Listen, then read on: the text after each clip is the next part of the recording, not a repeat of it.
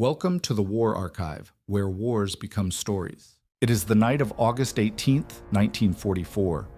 Paris lies cloaked in silence, its streets stripped of life, its lamps extinguished by German decree. Only the moonlight reveals the city's bones, arched bridges, shuttered shops, and the shadows of barbed wire strung across boulevards that once glittered with laughter. From the east comes the low thunder of artillery, faint yet relentless, like a drumbeat drawing nearer with every passing night. The curfew has fallen, and with it the weight of occupation presses upon every stone of the city. Boots strike the cobblestones in rhythm, German patrols marching through the empty streets, their helmets gleaming under pale light. The sound echoes through narrow alleys like a metronome of fear. To be caught outside after hours is to risk arrest, or worse. But still, some Parisians take the risk. In one quarter of the city, a family slips through the shadows. A mother clutching her newborn, her husband steady at her side, their young son pressed close against him. Every step is a gamble. They know that one wrong turn, one sound too loud, could bring disaster. The father, calm but vigilant, guides them along winding back streets with the instinct of a man who has walked these paths countless times. His wife pulls the child tighter against her chest, feeling the fragile heartbeat of new life in a city where death is never far away. Just before they reach the safety of their building, the boy stumbles over a loose stone. The sharp noise cracks the silence. For a moment, the family freezes, the world shrinking to a single breath of fear. A patrol's footsteps echo nearby. Seconds stretch into eternity. The mother steadies her son, whispers courage into his ear, and together they dash across the street, disappearing deeper into the maze of Paris. Behind them, the boots fade into the distance, and the city returns to its stillness. This fleeting scene could have been repeated countless times during the occupation, ordinary people navigating extraordinary danger.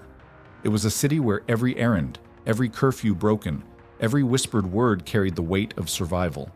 And yet, amid the fear, Parisians clung stubbornly to fragments of normal life. Children playing in courtyards during daylight, neighbors sharing scraps of bread, families daring to hope that the thunder to the east meant liberation was on its way. Paris in 1944 was no longer the Paris of cafes and romance.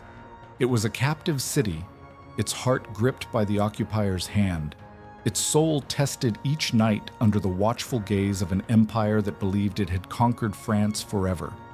But beneath the silence, something else stirred, an endurance that no curfew could extinguish. 4 years earlier, in June 1940, France's proud tricolor had fallen. After 6 weeks of frantic fighting, German panzers had sliced through the French defenses, leaving a stunned nation staring at the wreckage of its army. On June 22nd, in the very same railway carriage where Germany had once surrendered in 1918, France signed its own humiliation, the armistice at Compiègne. The symbolism was cruelly deliberate. The victors of one war were now the conquered of another. The armistice carved France in two. To the north and west lay the occupied zone, where German authority reigned supreme. To the south, a so-called free zone was handed to Marshal Philippe Pétain, the World War I hero of Verdun, who now presided over a puppet regime headquartered in Vichy.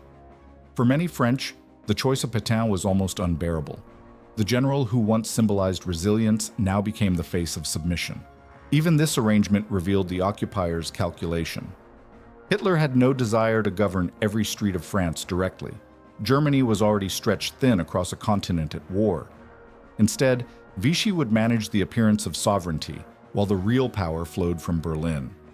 Italy, eager to prove its worth as Germany's junior partner, was granted a thin strip of occupied territory along the southeast border. It was, as even the Germans joked, a participation prize. The division of France was more than political. It was a wound that cut families apart, scattering them across artificial lines. To travel from one zone to another required special passes. Letters were censored. Telephone lines were tapped. For those living near the border of the occupied and unoccupied zones, life became a daily gamble of crossing checkpoints manned by suspicious guards. For the French people, the trauma of 1940 went beyond lost territory. It was the collapse of identity. Only 2 decades earlier, France had bled millions of men to stop Germany in the trenches of the First World War. To lose again so quickly, without a decisive stand, without years of grinding battle, felt like betrayal by fate itself. The phony war of 1939 to 40, months of anxious waiting followed by sudden catastrophe, left scars as deep as any artillery shell. And yet, beneath the shock, choices had to be made. Would one endure occupation quietly? Would one support the new Vichy order, believing it could shield France from worse suffering? Or would one resist, risking family, livelihood, and life itself? These were no longer theoretical questions. They were decisions forced upon every man, woman, and child. France, once a united republic, was now a land of divided loyalties. Its people trapped between two powers, neither of which seemed to hold their future in safe hands. With France divided, the occupation settled in with chilling efficiency. The German presence was not just military, it was psychological, designed to reorder daily life down to its smallest detail. The first sign was almost symbolic. French clocks were pushed forward by 1 hour to match Berlin time. The mornings stretched darker, and night seemed to fall more quickly. For Parisians, it felt as if even time itself had been stolen, their days shortened to serve the rhythm of another nation. Rules followed in rapid succession. The possession of weapons was outlawed.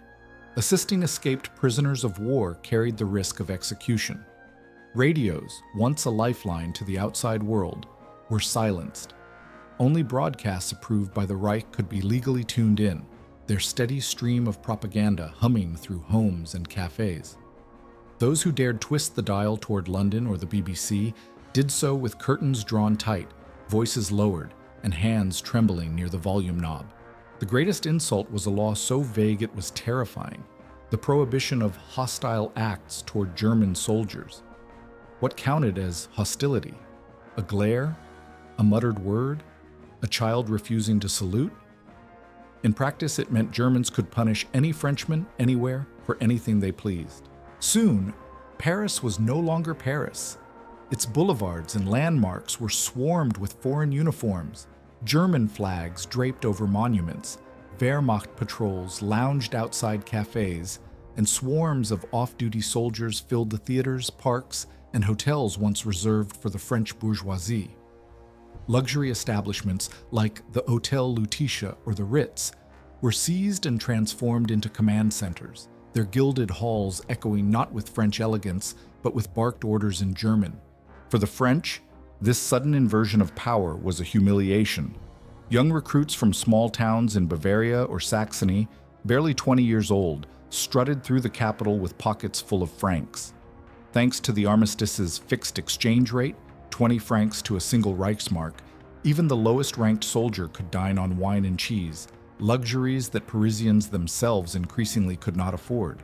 Soldiers shipped home crates of champagne, hams, and fine clothes, laughing as if France were a department store for their amusement. And this was only the beginning. The occupation was not a passing storm, it was a new order, imposed with cold deliberation. For the French people, it was becoming painfully clear. They were not merely defeated, they were to be reshaped, controlled, and consumed by an empire that saw their land as spoils and their lives as expendable. By the summer of 1940, Paris was no longer the city of artists and lovers. It had become a garrison town. The German army poured into the capital in waves, their ranks marching down the Champs-Élysées, their banners unfurled beneath the Arc de Triomphe. For the Parisians who watched in silence from behind lace curtains, it was as if their city had been turned inside out, every symbol of national pride now draped in the colors of the conqueror. The invaders made themselves at home with startling speed. Luxury hotels that once welcomed the world's elite became the headquarters of Nazi officials. The Hotel Maquis, perched along the Rue de Rivoli, housed the German military command. The Ritz, once frequented by writers and movie stars, now entertained Luftwaffe officers sipping champagne in gilded salons.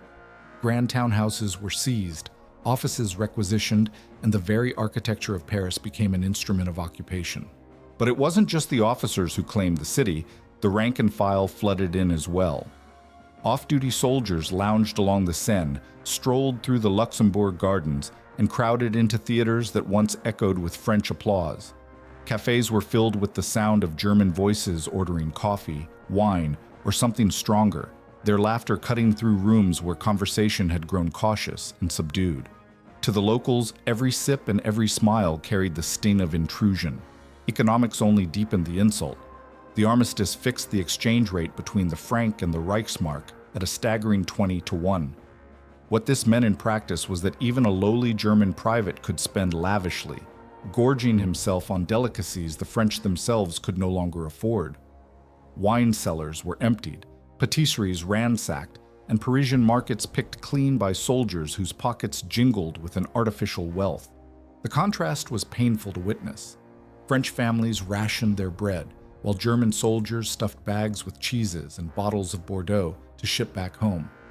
Train after train left the capital laden with spoils, food, clothes, and even art treasures, disappearing across the Rhine under the watch of armed guards.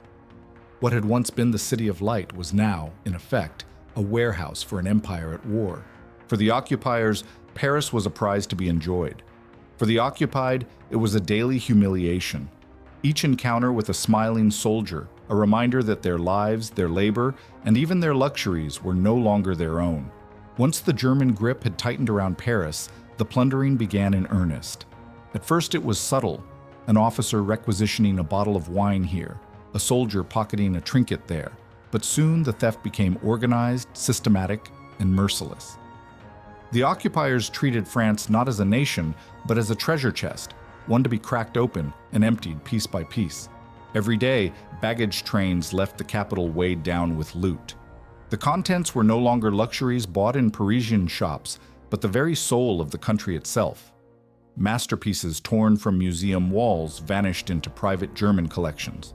Champagne cellars, once guarded like family secrets, were drained dry. Furs, silks, and jewelry disappeared into officers' trunks, destined for wives and mistresses back in Berlin.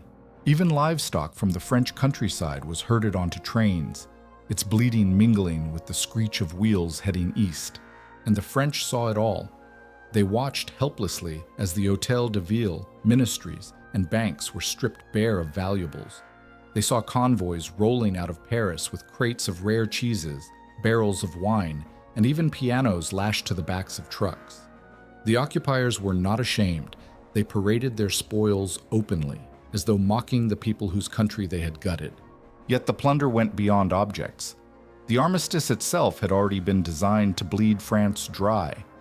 Costs of the occupation were to be paid by the French government, an astronomical daily sum that crippled the economy and forced taxes higher on those who could least afford them.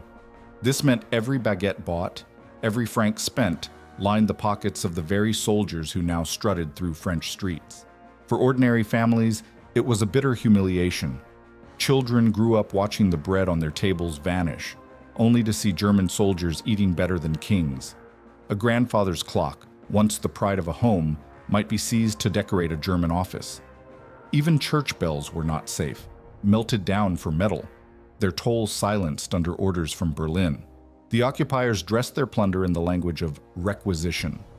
But the French knew it for what it was: robbery, cloaked in the authority of empire. And as train after train departed eastward, it was clear that France had not simply been conquered. She was being consumed. If the plunder of France stripped the nation of its wealth, the curfew stripped it of its freedom. At first, the order seemed tolerable, no one to be out between midnight and 6. But the Nazis wielded curfew not as a matter of routine, but as a weapon, tightening or loosening it like a leash whenever resistance stirred. Each act of defiance, a leaflet scattered in the street, a rail line sabotaged, a German official struck down, was met with the same blunt response: harsher curfews, more patrols, fewer hours of light and air for the French to live their lives. The city's pulse slowed to a crawl. Shops shut earlier, streets emptied at dusk, and Paris, once a place that had thrived on late-night cafes, music halls, and whispered conversations in Montmartre, fell silent long before darkness fell. A walk at night, once the most natural of freedoms, became an act of rebellion. The click of a latch after curfew carried danger. A knock at the door after midnight could mean the Gestapo.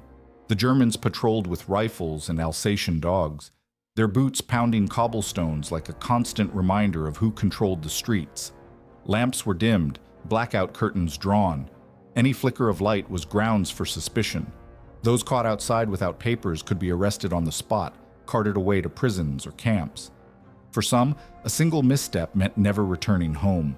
But the curfew had another purpose: to suffocate the human spirit. Night, once the time of laughter and intimacy, became a void filled with fear. Lovers no longer lingered by the Seine. Jazz clubs, once alive with defiant swing, fell silent. Parisian evening shrank to hurried meals and quiet whispers behind locked doors. The occupiers understood that by taking away the night, they could take away much of what made Paris, Paris. And yet, beneath this silence, the city smoldered. In the hushed apartments of the left bank, students scribbled clandestine newspapers by candlelight. In attics and barns, radios tuned illegally to the BBC hissed with forbidden news. The curfew pressed down like a heavy hand, but beneath it, seeds of defiance began to sprout. The Germans may have commanded the hours of the clock, but they could not command the will of a people who quietly began to dream of the day the night would once again belong to them. As the war dragged on, the plundering of France shifted from greed to necessity.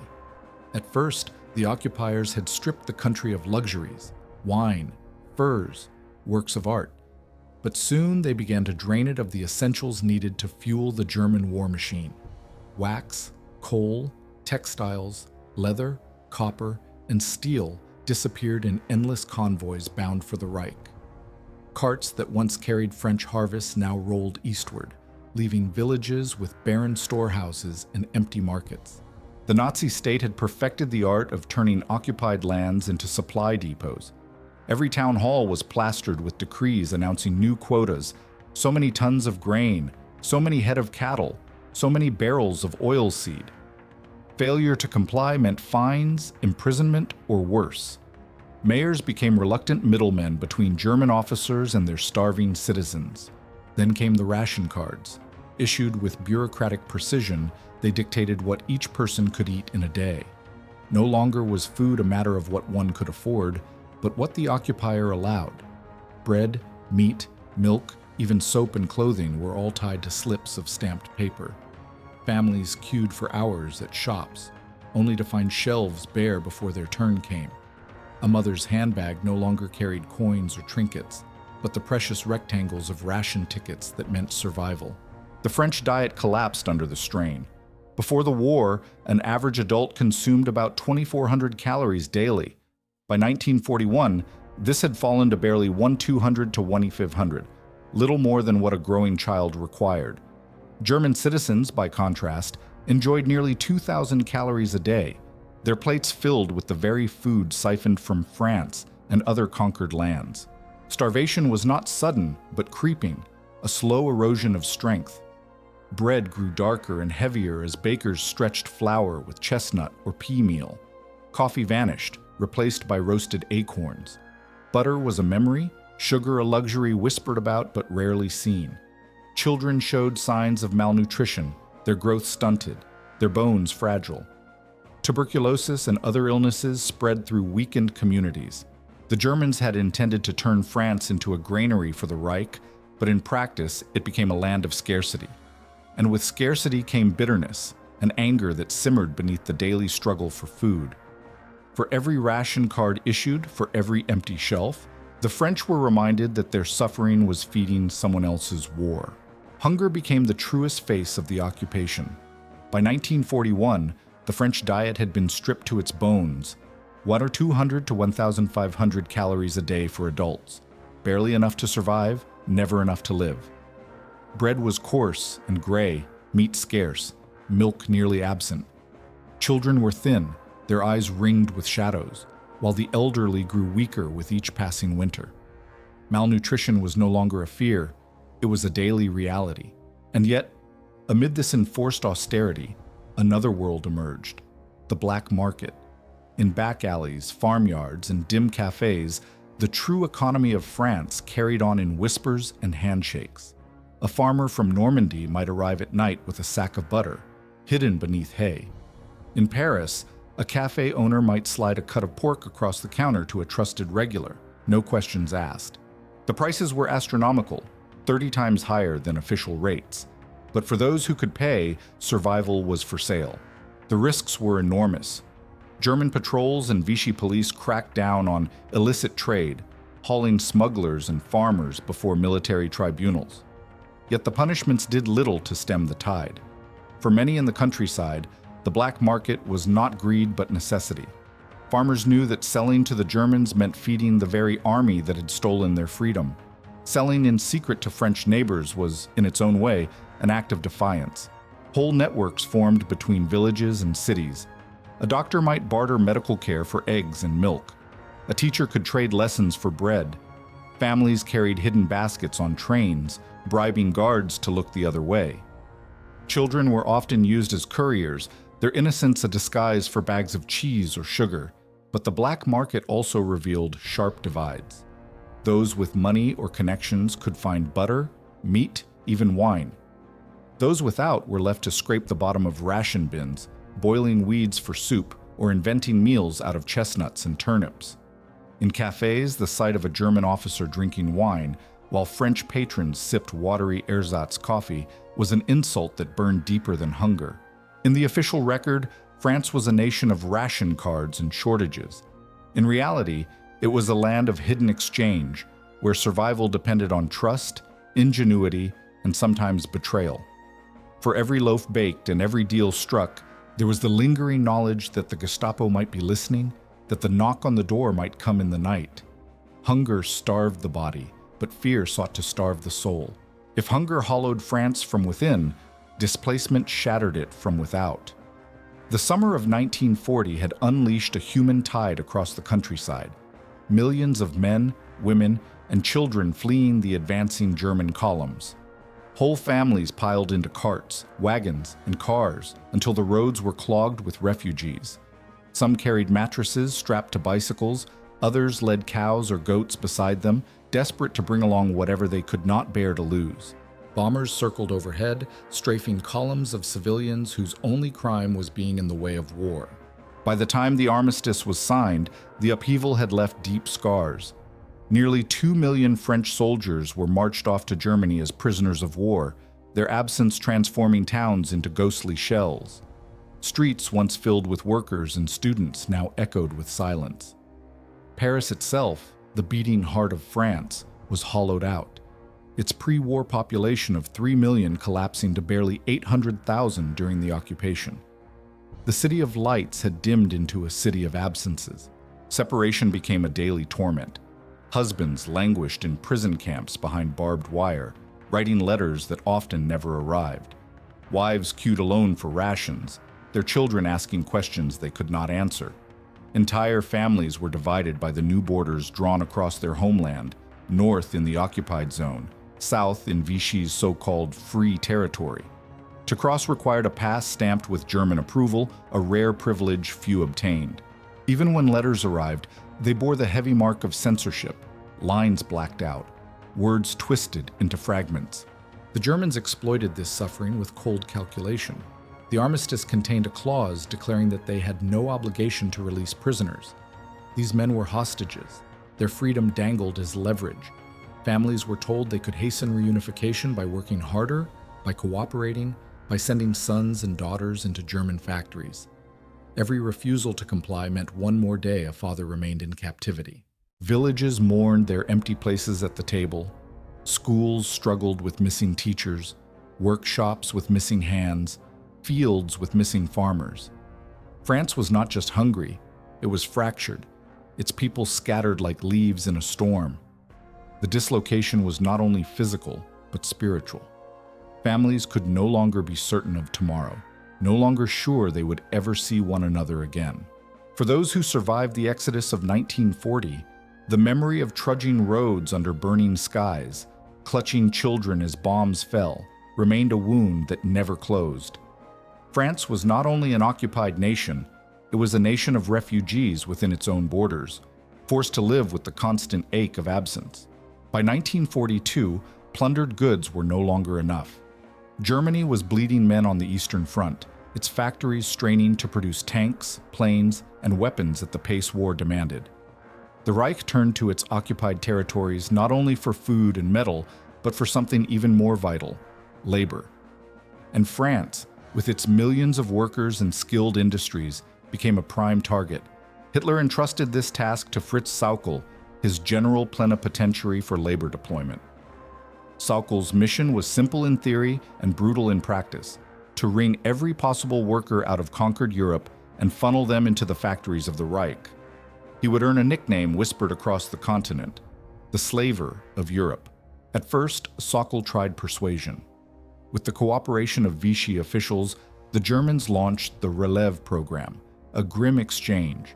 For every 3 French workers who volunteered to labor in Germany, 1 French prisoner of war would be released. Posters appeared across towns and cities, showing smiling Frenchmen at German machines, proud to do their duty for their country. Radio broadcasts praised the scheme as a noble sacrifice, fathers laboring abroad to free their sons from barbed wire. The offer was tempting to many families. A mother desperate to see her husband home might beg her son to go. Communities raised funds to cover train fares, encouraging young men to volunteer. Yet, beneath the polished words, people understood the reality. It was not a gift, but a bargain struck under duress. By the end of 1942, the Relève had drawn some 250,000 workers. But this was a fraction of the number the Reich demanded. The factories of Essen, Hamburg, and Berlin needed more. German officers stalked French towns like recruiters at a market, eyeing men in workshops, farms, and railway yards as though they were cattle to be counted. And here lay the cruelest truth. Frenchmen were not just working to save their prisoners. They were working to strengthen the very war machine that had conquered them. Every gear turned in a German plant, every shell loaded into a box, was another weapon that might return to French soil.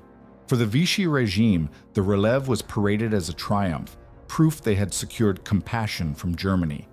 But for ordinary families, it was a bitter calculus. Send away your son to the Reich, or watch your husband rot behind barbed wire. Either way, France was being drained, not only of resources, but of its very people. By early 1943, the mask of choice was ripped away. The Relève had failed to deliver the numbers Germany demanded, and Sauckel's patience had run dry. He pressed the Vichy government harder until it capitulated. A new decree spread across France like a chill wind: the Service du Travail Obligatoire, the Compulsory Work Service, or STO. No longer couched in the language of patriotic sacrifice, the STO left no illusions. All healthy men between the ages of 18 and 50, and all single women between 21 and 35, could now be ordered to labor wherever the Reich required. Farmers, carpenters, teachers, clerks, it did not matter. With a stamped notice, their lives could be uprooted, their futures dictated by foreign masters. The propaganda continued, of course. Posters showed smiling French youths in factories, building machines for the future of Europe. Pamphlets promised adventure, opportunity, even higher wages. But in the towns and villages, no one was fooled. Parents tore the posters down under cover of night. Young men hid in barns, forests, or cellars, anything to escape the summons. Mothers wept when letters arrived calling their sons away. For many, the STO was not merely unjust, it was unbearable. The response was immediate and profound. Thousands of men vanished into the countryside rather than board trains bound for Germany. Some fled alone, others joined bands of like-minded escapees, living rough in the hills and woods. These fugitives were the seedbed of the Maquis, a resistance that would soon spread like wildfire. The harder the Reich squeezed, the more young Frenchmen slipped through its fingers, turning forced labor into an engine of rebellion. For those who did comply, the journey was bitter. Workers arrived in Germany to find themselves crammed into barracks, fed meager rations, and forced into punishing shifts at mines, armories, and chemical plants. Guards patrolled the floors, and any hint of sabotage or disobedience brought swift, brutal punishment. Letters home were censored, wages withheld, promises broken.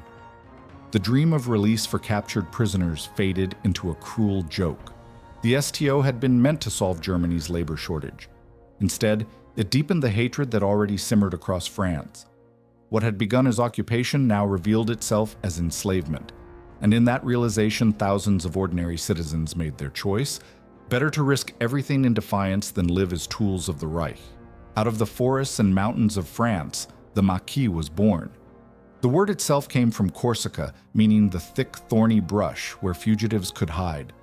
It was a fitting name, a symbol of defiance rooted in rough terrain where German patrols found pursuit nearly impossible.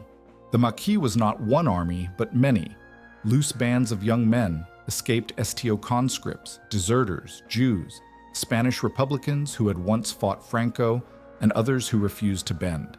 They came with little more than the clothes on their backs and the will to resist. In barns and caves, they shared stolen rifles, smuggled pistols, and the occasional British airdrop of supplies. Meals were shared communally, often little more than bread, and whatever could be hunted or bartered. Hardship was constant, but so was the fire of freedom. Life in the Maquis was a strange balance of camaraderie and fear. Days were spent training in secret, learning to sabotage railway lines or ambush convoys. Nights were filled with whispered discussions by firelight, voices kept low for fear of discovery. In villages nearby, sympathizers risked everything to bring food, clothing, and news. Farmers left bread hidden under hedgerows. Priests offered blessings in hushed tones, knowing that one denunciation could mean death. The Maquisards struck where they could. A derailed train here, a power line cut there, a German patrol ambushed in the woods. Each act was small, but together they were a thorn in the side of the occupiers.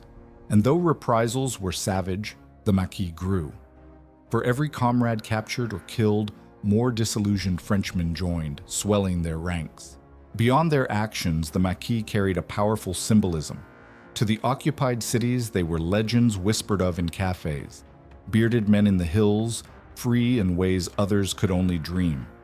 To the Germans, they were ghosts, vanishing into the trees after each strike. To their fellow French, they were a promise that submission was not the only path. The Maquis were not yet strong enough to liberate France on their own, but they were a spark in the darkness, proof that even under the heel of empire, the spirit of resistance could not be crushed. In the wild terrain of France, freedom had taken root, waiting for the moment it would be called to blossom. The rise of the Maquis came at a terrible price. For every train derailed, every patrol ambushed, the occupiers struck back with fury, swift, merciless, and often indiscriminate. The Germans did not simply punish those who resisted, they punished all who might shelter them.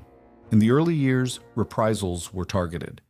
If a resistance fighter was caught, his family could expect imprisonment or execution.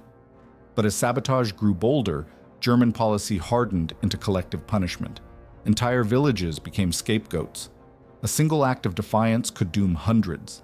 The SS and Gestapo soon perfected the art of terror. Villages were encircled at dawn, their inhabitants herded into squares while houses were searched. If weapons or fugitives were suspected, the results were catastrophic. Men were lined up against walls, shot in front of their families.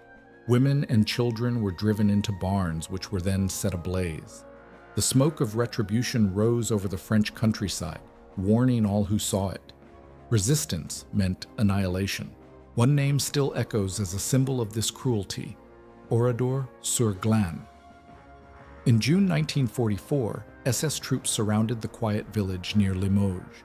Without warning, they separated men from women and children. The men were machine-gunned in barns. The women and children were locked inside the church, which was set on fire. Those who tried to escape through windows were shot. By nightfall, 642 civilians were dead, their village reduced to ashes. Oradour was not an isolated atrocity, but it became a haunting reminder of the price of defiance. The French countryside, once a refuge, turned into a battlefield where there were no innocents. Farmers feared both the occupiers and the resistance. If they aided one, the other might retaliate.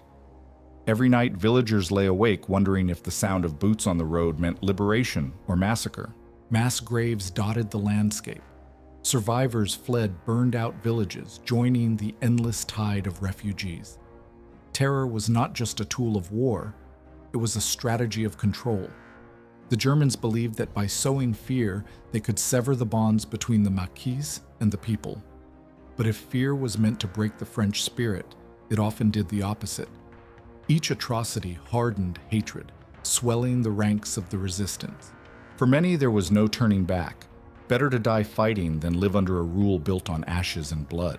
The Germans did not rule France by force alone.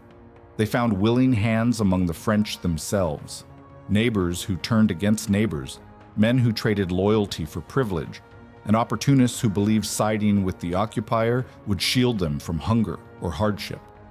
Collaboration was not only a matter of politics, it was a matter of survival, greed, and sometimes conviction. The most feared of these collaborators were the milices, a paramilitary force created in 1943 under the Vichy regime. Clad in dark uniforms, they carried pistols and batons, and their loyalty to the occupiers was fanatical. They patrolled towns, hunted the Maquis, and spread terror through interrogation and torture. To many, they were more despised than the Germans themselves, for the milice spoke French, knew the local families, and understood exactly how to break them. But collaboration wore many faces.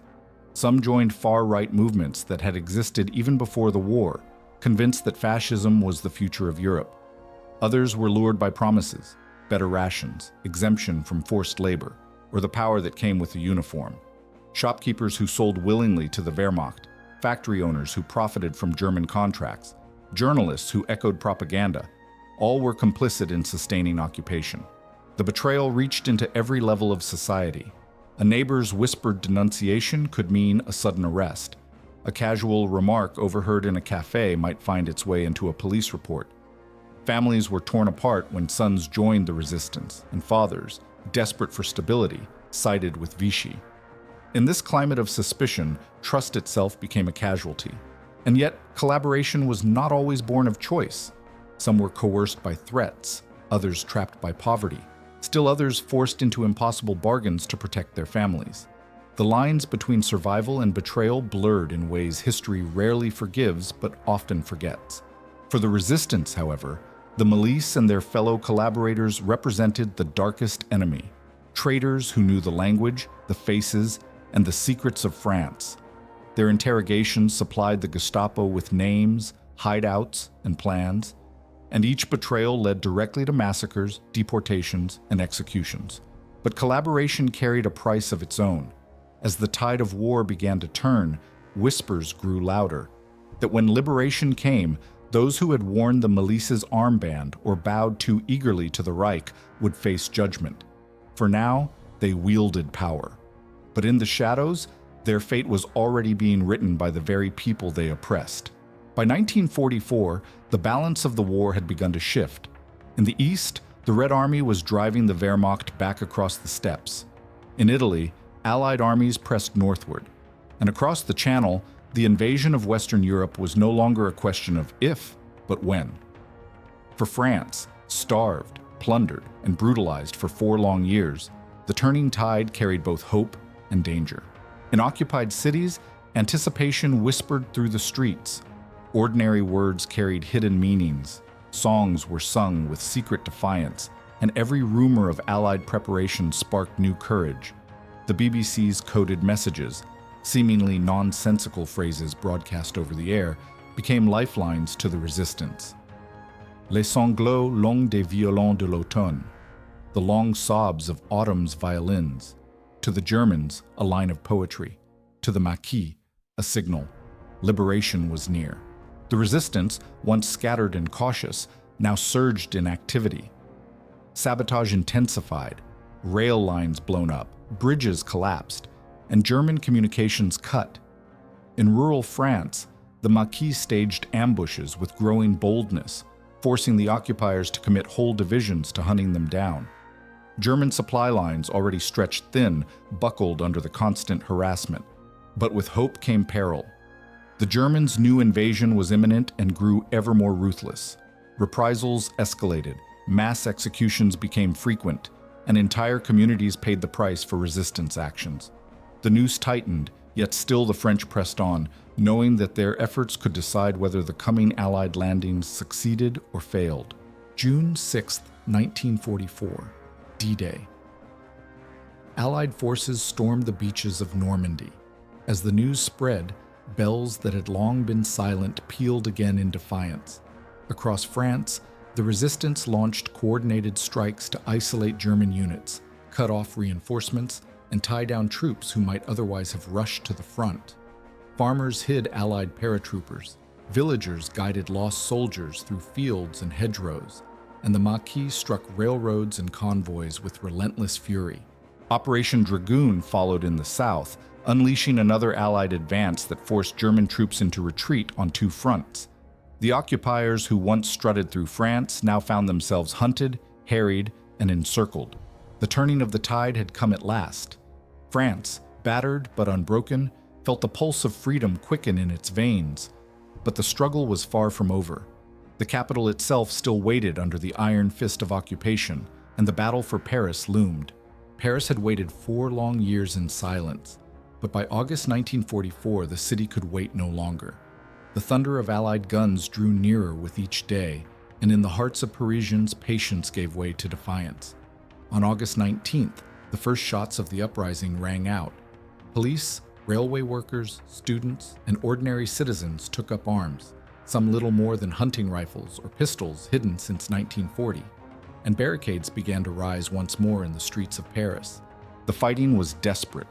German troops, though weary, still held tanks and heavy weapons, while the resistance began with scarcely 100 guns. Yet within hours, captured rifles, grenades, and even armored vehicles swelled their arsenal. The tricolor appeared in windows, torn from hidden trunks and sewn into flags with trembling hands. For the first time in years, Paris wore its colors openly. The battles raged from street to street. Barricades of overturned buses, carts, and paving stones blocked avenues. Snipers fired from rooftops, while women carried messages through sewers and side streets. Even children served as couriers, weaving through alleys too narrow for German patrols.